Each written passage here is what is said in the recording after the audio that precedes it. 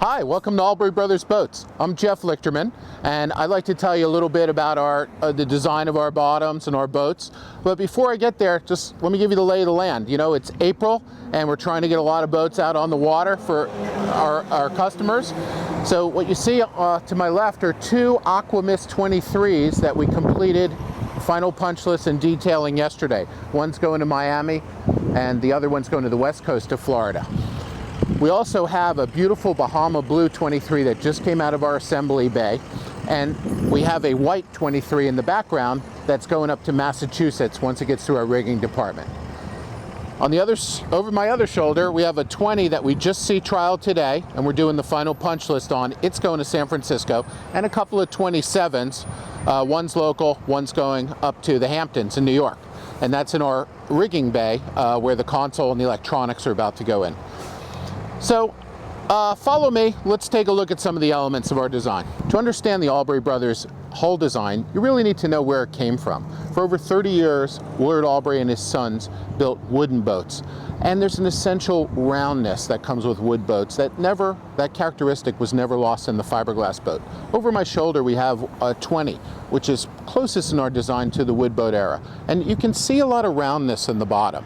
Round bilges. You know, you don't get flat sections with wood. Wood, you bend planks over frames, so everything's round. And round gives you an essentially soft ride, easy re-entry. An Albury Brothers boat really is two distinct hulls. Weight and balance are critical to making both hull forms work.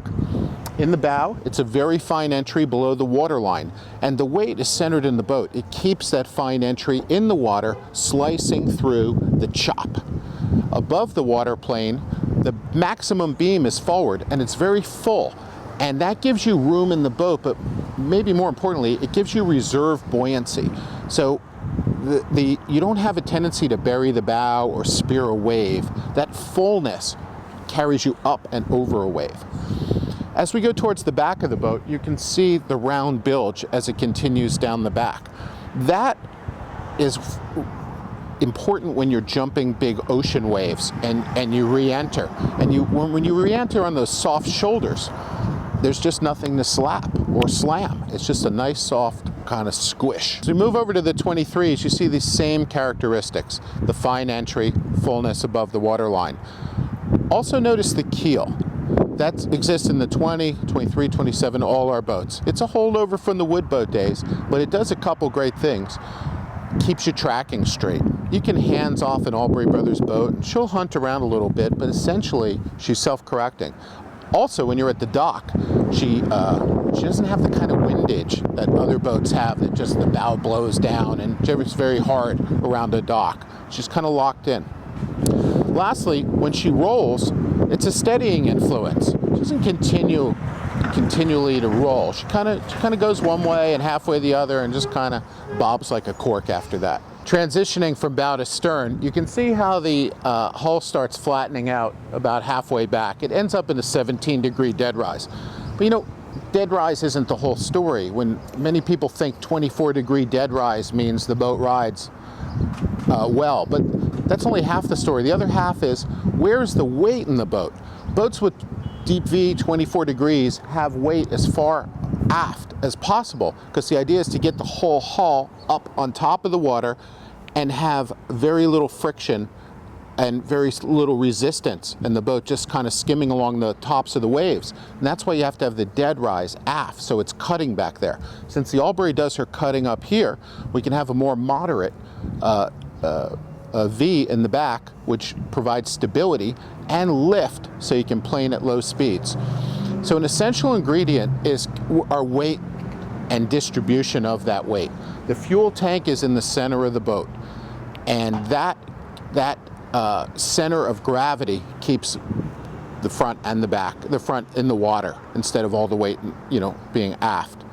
Secondly, the weight's low in the Albury. The bottom of the boat is solid glass, hand laid, and it's essential to build up all that weight and all that mass down low. In fact, our boats ride even better when they're full of fuel and water and people. The heavier you can get down low, the better she's going to go through the waves. Above the chine, she's cord composite, quite modern. We use Corcel, 1708 biax, and we get a lot of strength without a lot of weight, because weight up high just heightens the center of gravity. We want to keep it down low and have that mass down there. So from this angle, you can really see how the modified V, the round bilges, and the chines all come together. Some of the characteristics which are great about this ride is she comes up on a plane very easily and at low speed, about 17 miles an hour. And that's great when the seas are rough and you just can't keep the speed up to maintain a plane. Also, she's very stable on the drift. It goes down sea beautifully. So, this hull is a moderate hull. It's not optimized for going up sea and ahead sea, high speed out to the canyons.